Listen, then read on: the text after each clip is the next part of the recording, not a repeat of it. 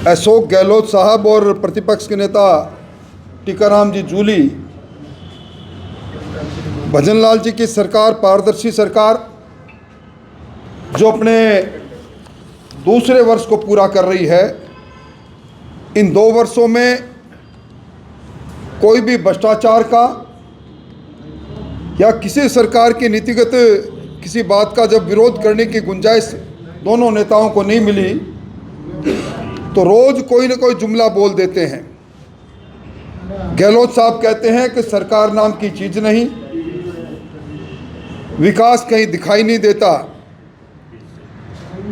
और जूली साहब कहते हैं कि एसआईआर के अंदर 25 से ज़्यादा बीएलओ की मौत हो गई।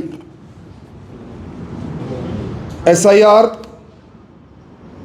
मतदाता सूची के शुद्धता के लिए किया जाता है। मतदाता सूची में अवैध रूप से घुसपैठ करने वाले घुसपैठियों को बाहर करने के लिए किया जा रहा है। कौन से 25 बीएलओ की मौत हो गई, अगर उनके पास कोई सूची है तो निश्चित तौर पर उनको जारी करनी चाहिए। गहलोत साहब को सरकार इसलिए नहीं दिखाई देती कि उनकी सरकार के अस्तित्व पर पूरे 5 साल तक जन चिंता रही, टुकड़ों में बटी हुई सरकार रही। उनकी सरकार जन चर्चाओं में रही, भ्रष्टाचार को लेकर, मतभेद को लेकर, पेपर लीक को लेकर। अब ये पारदर्शी सरकार, और मैं समझता हूं कि किसी भी पिछली सरकार और वर्तमान सरकार की जब तुलना होती है तो सरकार ने जन कल्याण के लिए कितनी राशि का खर्च किया, बजट में कितना बड़ा प्रावधान किया।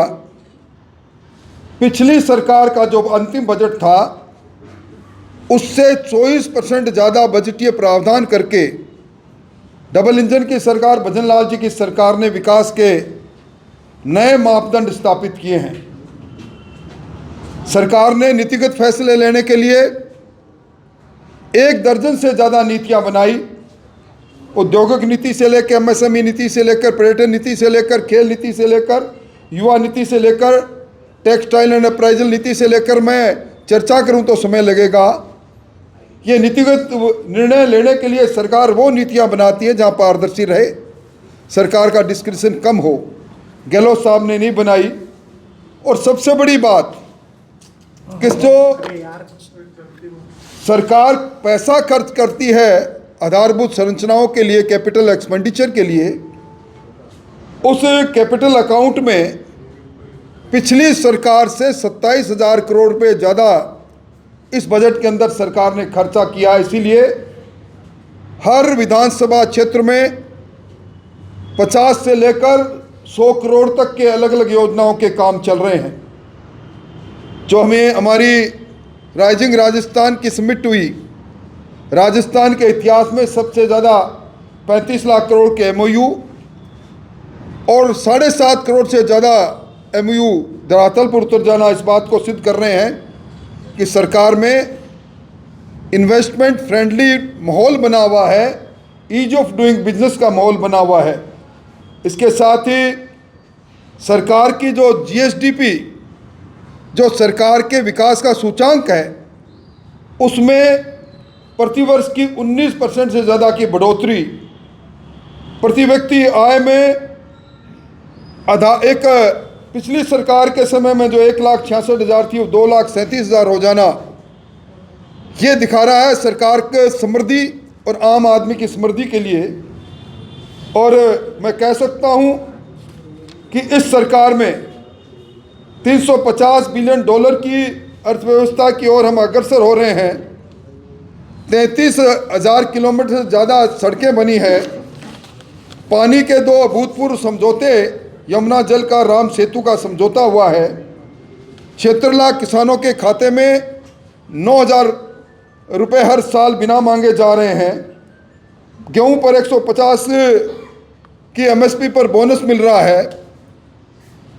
96,000 के लगभग सरकारी नौकरियों में नौकरी लग चुकी है। अब नौकरियों में ना पर्ची चलती है ना खर्ची चलती है। इसलिए मैं कह सकता हूँ ये सरकार और पिछली सरकार की जब तुलना करें तो पिछली सरकार में जहाँ आर्थिक जर्जरता की ओर सरकार बढ़ रही थी, आर्थिक प्रबंधन कमज़ोर था, वहाँ मजबूत आर्थिक प्रबंधन के साथ सरकार हर मोर्चे में आगे बढ़ रही है।